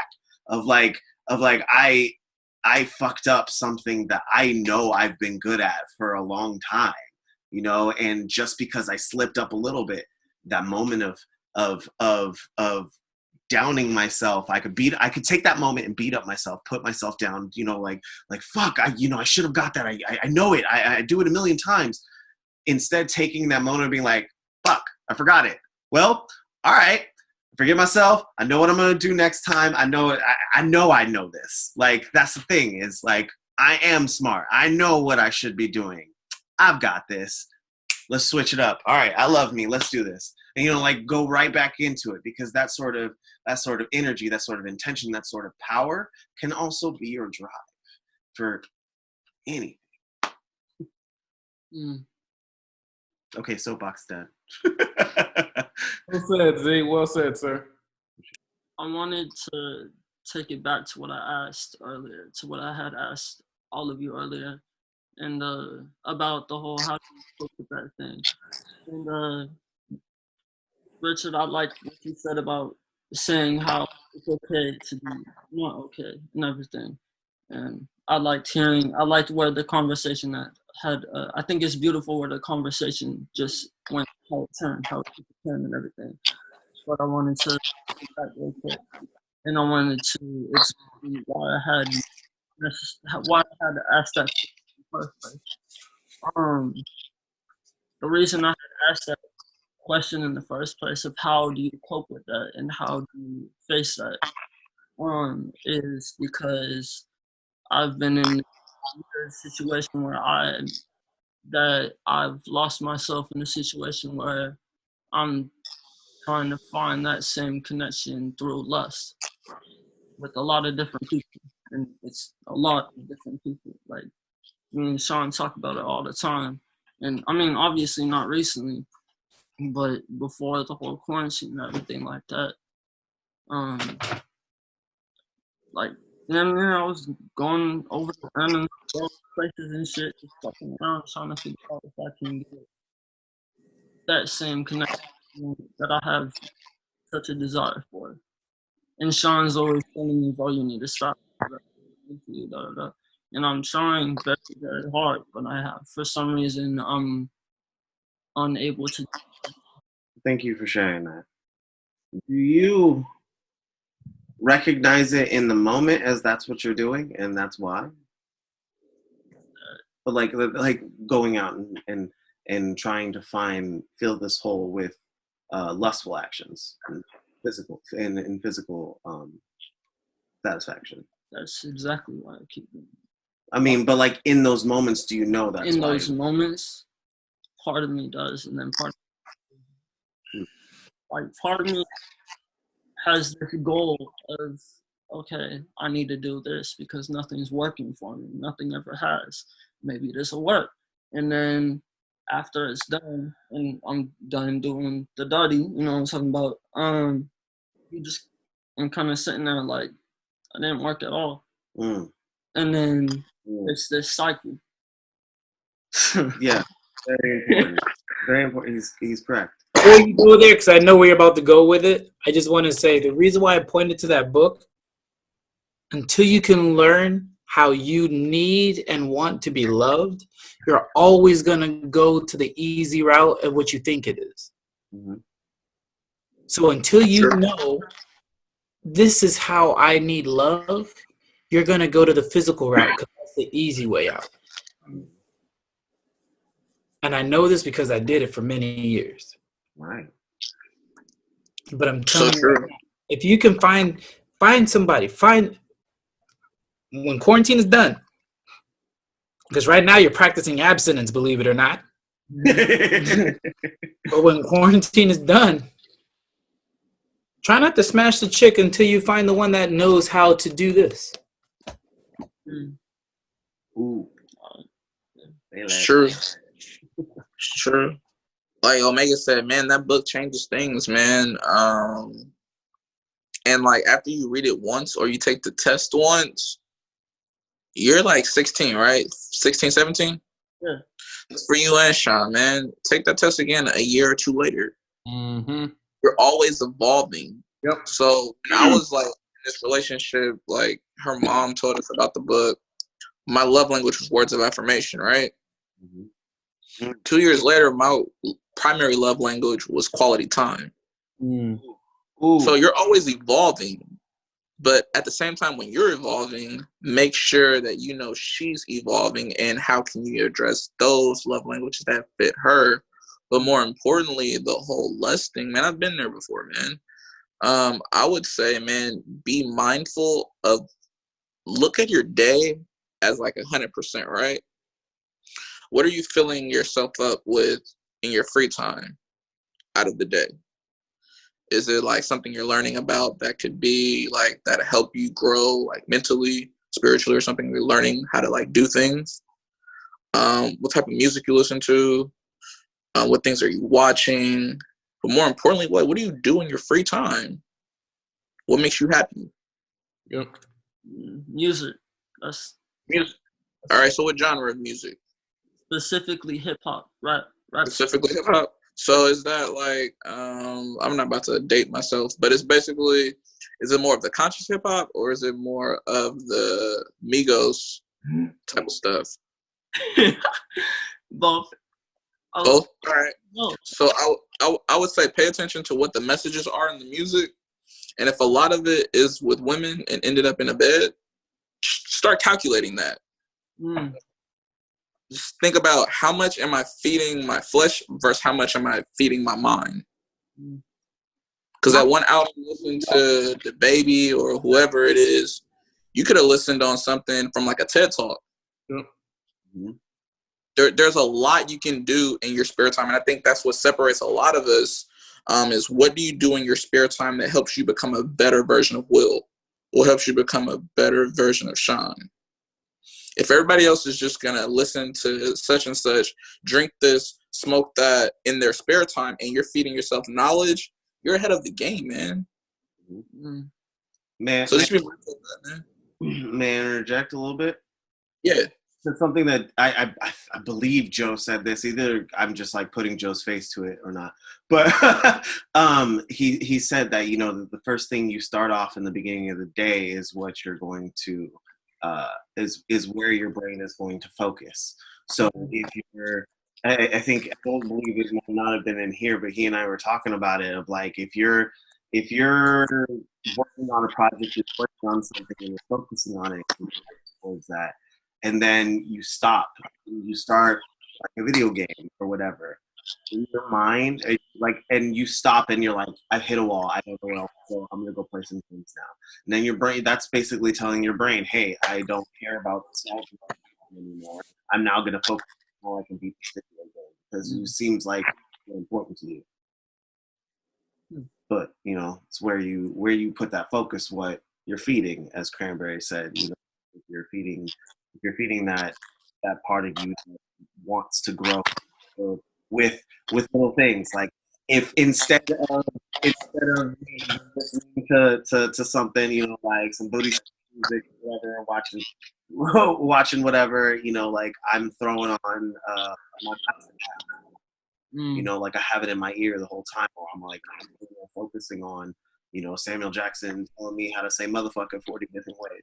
You know, like it's, you know, it's what I decide to feed myself. I just wanted to get this out real quick because it wasn't going to be anything long, but like the thing is, I just want to think about I'm also well versed in, you know, before I found amorous in my life, I did all those things. But what I was learning at the same time, sometimes, yeah, I said it, but it's a coping mechanism. It's a coping mechanism for something deeper, you know, rather more than not more than, but on top of the desire for love, you know, on top of the lack of, you know, certain connections. It's It's, the trauma that you are experiencing. It's the stress that you could be having that's increasing, that triggers these feelings of like, I know what will give me the reaction that I want, the chemical reaction inside my brain, inside my body that I want. Sex, perfect. Orgasms release amazing endorphins. Like, great, I'll go do that. But like, I'm pretty sure every guy, and I mean every guy, because comedians would not, hundreds of comedians would not joke about this unless it was true. But like, we've all had that moment. I'm about to be frank with y'all, where we're like sitting at home or sitting in our rooms or in whatever and masturbating, and you like get to that point of like after you've come, and you're filled with so much like disgust and dread and like, what the fuck? That's somebody's daughter, you like or mother, or both, watching, or whatever, bro? Like what was I just watching, bro? Because we're in that space of like, we had a real big high and now we're at a real big low, but we find that path up is what we're up to, that like great moment of feelings. Like we are like, oh, that is something that will help me feel better in this moment, rather than how I can feel better in the long run. And it's very important distinction. Going back on what Cranberry said, it was two things I want to say. Definitely evolved. I'm guessing y'all are Travis Scott fans. That is my favorite. Cool. So I actually had to stop the other day. And gentlemen, y'all can tag in if y'all agree, disagree. Life, but also yourself, you're a Travis Scott song. Because Travis Scott, hypothetically speaking, he'll have, let's say, 3 beat changes in one song. 1 3-minute, 30-second song, he'll have like 3 different beat changes, right? And that's life, but also yourself. You're gonna, start off one way, and let's say at 17, you're gonna be somebody completely different than you were the first 16 years of your life. 10 years later, you're gonna be somebody completely different than you were the previous, 27 years of your life. You know what I'm saying? But it's just like, that's life. You're gonna grow and evolve and change. But the people who don't change get left behind. For example, Facebook. I'm pretty sure all these gentlemen can tell you when Facebook first started, it was completely different than what it looks like now. You know what I'm saying? You have to grow, evolve, change, and adapt to like what's going on around you. You know what I'm saying? And so that's just evolution. So not only life is going to grow around you, but you're going to grow as well. And dang it, what was the second thing? Cranberry said something. A thought I had a few months ago, basically with just filling yourself with just time, but also like, as many constructive and just positive messages. One thing I like to do, or like say to myself, do something for yourself now that your future self will thank you for. You know what I'm saying? So it can be something small, like setting out your clothes for the next day of school. You know what I'm saying? Or, man, I don't feel like doing this homework. Let me just go ahead and knock it out now. You know what I'm saying? Because I know I'm going to forget. Or what I'm doing right now, saving money. You know what I'm saying? So, of course, working in the Bay, these gentlemen, we got multiple streams of income. You know what I'm saying? Not because we want to, probably because we need to. You know what I'm saying? So, it's okay. No judgment. You know what I'm saying? Because, listen, I got all the strings, still broke. But anyways, so, so what I'm doing right now is just like setting aside money. So, one gig I had, whatever paycheck I don't even touch, I'll just set that aside. You know what I'm saying?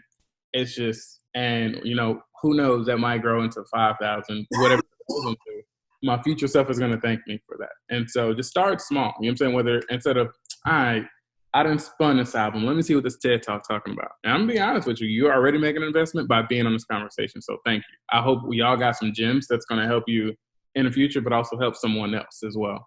So right now, this is an investment, you know what I'm saying? But also be careful what you're putting into yourself.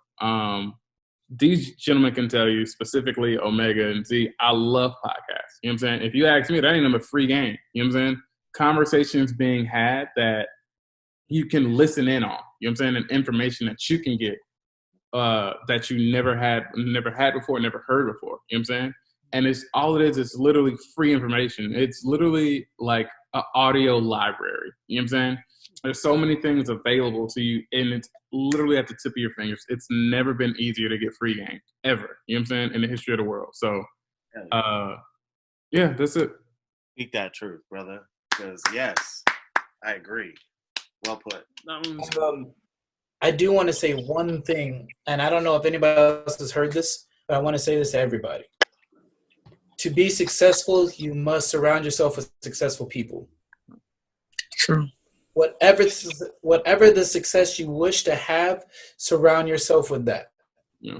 Whether it's success in business, in music, in love, in life. Preach. Surround yourself with successful people.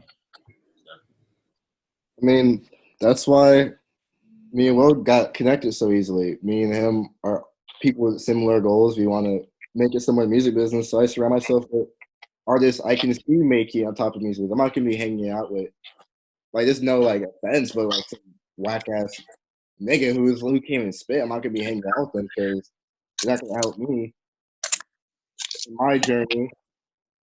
Sure, we can hang out, but that's not gonna be someone I'm gonna keep around like in my main circle.